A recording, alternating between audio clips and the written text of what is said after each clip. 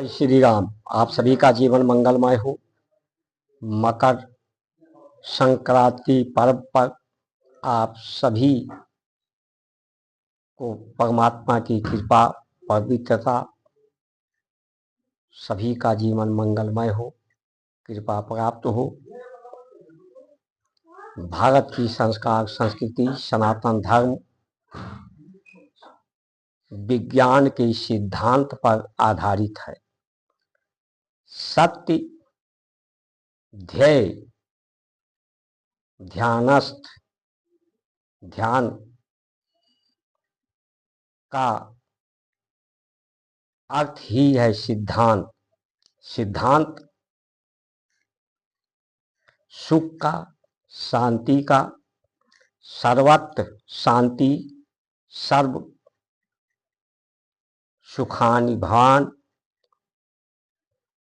किसी की भी क्षति न हो, किसी की भी विक्षति न हो, संपूर्ण लाभ, संपूर्ण जगत का लाभ, संपूर्ण हित का निहितार्थ, संपूर्ण निर्विवाद, निर्विकार, निर्विकल्प कल्पनाएं साकार हों, इच्छाएं संपूर्ण हों, पूर्णता की इच्छा हो, संपूर्णता के लिए मंगल हो। ये मकर संक्रांति जो होती है, 3 रेखाओं पर, मकर रेखा, भूमध्य रेखा, कर्क रेखा। मकर रेखा पर जब सूर्य की किरणें पड़ती हैं तो परिवर्तन गर्मी की तरफ होता है। अभी कर्क रेखा से मकर रेखा में आई, फिर उसके बाद भूमध्य रेखा, तो ये बरसात, गर्मी, ठंडी जो 3 त्रिगुणात्मक है, अधिक ताप,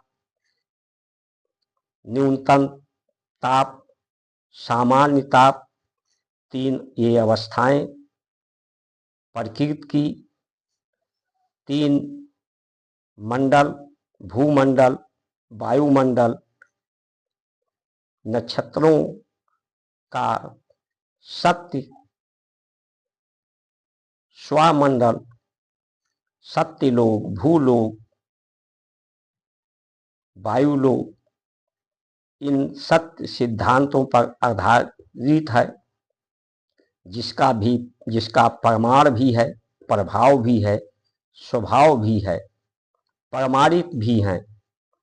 यानी जो हमारे पर्व हैं, व्रत हैं, संकल्प हैं, त्योहार, उत्सव हैं, महोत्सव हैं, वो उनका प्रभाव प्रमाणित है। उसे हम परमात्मा की बात करें तो परमात्मा भी निर्कल्प हो, निर्विघ्न हो, उनका साक्षात दर्शन गुरु ब्रह्मा गुरु विष्णु गुरुदेवे महेश्वरा ओम साक्षात परब्रह्म तस्मै श्री गुरुवे नमः। उन्हें माता पिता के रूप में, गुरु के रूप में, भाई बंधु सखा के रूप में, प्राण के स्वरूप में, प्राणियों के स्वरूप में, पृथ्वी, प्रकृति, परमात्मा के स्वरूप में वो साकार भी हैं, तदाकार भी हैं, तदात्म हैं और निर्विकार भी हैं। सभी रूपों में वो अंडज हैं, मंडप हैं, अंड में ही अणु है, कण है, परमाणु है, परमाणु में प्रोटॉन है, न्यूट्रॉन है,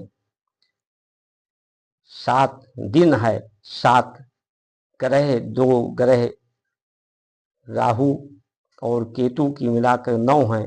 यानी जो भास्कर है, भास्कर से ही भारत है, जो क्रिया शक्ति, कर्म शक्ति, कर्मशीलता भास्कर से है, यानी सूर्य से है, उसी की अनुशीलता, अनुग्रह, अनुशासन, जिसका प्रभाव, परिणाम पूरे संसार में विदित है। लेकिन लोगों ने आज उस परमात्मा के विधान, सत्य सिद्धांत को ना स्वीकार करके विश्व में रेखाएं खींच दी। अलग अलग देश, अलग अलग व्यवस्था, जबकि संपूर्ण व्यवस्था का निहितार्थ सत्य सिद्धांत में है। सूर्य एक है, चंद्र ग्रह तारे एक है, आकाश एक है, पृथ्वी एक है। तो आज लोग धर्म के नाम पर अलग अलग धर्म बना लिए, अलग अलग व्यवस्था बना लिए। पूर्व में एक समय पूरा जगत धर्म नीतियों के अनुसार, धर्म ही संविधान था। इस व्यवस्था को के अंतर्गत पूरा विश्व स्वीकार करता था। परमात्मा और उसका परिणाम, सिद्धांत सर्वविदित है। कोई भजन उसका नहीं, हर सांसों में उसका भजन हो रहा है। वो स्वयं अपने को भंजन कर रहा है।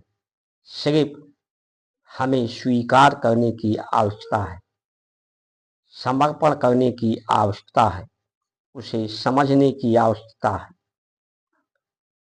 जो ना पूर्ण रूप से समझ पावे, तो जो पूर्वजों ने किया है, जीवन शैली सिद्धांत दिया है, दृष्टांत दिया है, उसी मार्गदर्शन, पथ प्रदर्शन में अपना जीवन यापन करें।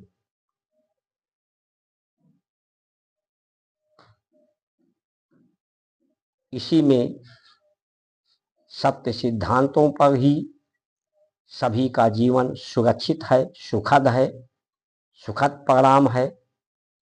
संपूर्ण धन से, वैभव से, कीर्ति से परिपूर्ण है। लेकिन आज की जो व्यवस्था है, इन सत्य सिद्धांतों को ना स्वीकार करना ही बेईमानी है। आज लोगों को मजबूर किया जा रहा है कि मैं भी बेईमान हूं, तू भी बेईमान बन। बेईमानी के बगैर, भ्रष्टाचार के बगैर किसी का जीवन नहीं चल सकता। आज की स्थितियां ये है। ब्रह्म वचनम किम दलिद्रम, ब्रह्म के वचन को आज ब्राह्मण को कहने में संकोच हो रहा है। परिस्थितियां वैसी नहीं हैं। सभी के अपने अपने हित हैं, अपने अपने स्वार्थ हैं। लेकिन सभी का हित सनातन सिद्धांत में ही सभी का हित निहित है।